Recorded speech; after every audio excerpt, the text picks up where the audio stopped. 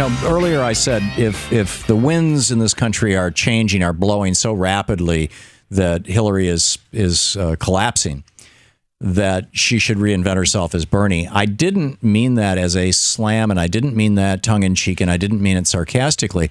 There is a precedent for this, and the precedent is Franklin Roosevelt.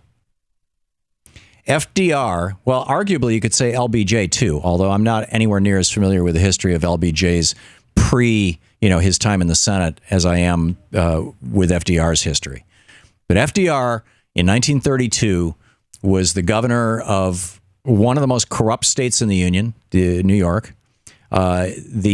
His attorney general, New York attorney general, was responsible for oversight of Wall Street and did nothing about the crash or after the crash.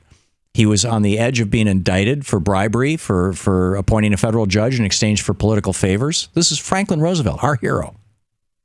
And he campaigned in 1932 on a campaign of basically, no, we can't.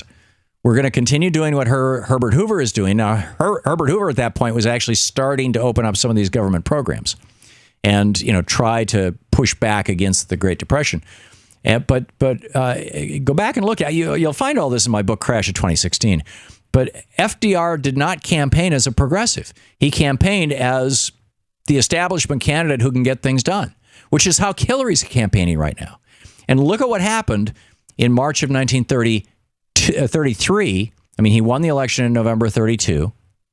And back then, you weren't inaugurated until March. You win in November, you're inaugurated in March. And because that inauguration took so long, they amended the Constitution so that the president is sworn in the first Tuesday or second Tuesday of January rather than March, because, it used to be they had to have time to get on their horse and get all the way to D.C., and now, we've got rapid transport. And plus, FDR couldn't do anything about the Great Depression until March.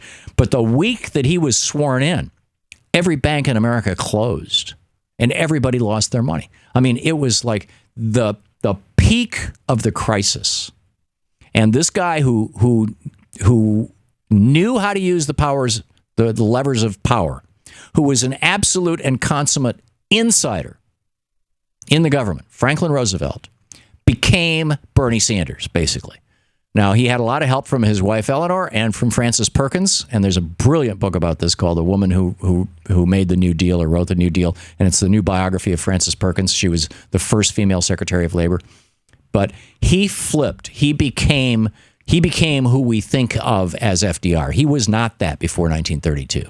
Now, he wasn't an evil guy or anything, but he was not that. And so I don't think it's impossible. And as I've said on this program many times, I think Hillary Clinton has the potential to be an FDR. I also think Bernie has the potential to be a great president as well. To watch more clips from our programs, hit the Watch More Videos button over here. And please be sure to hit the handy-dandy subscribe button so you'll always be up to date. Tag, you're it.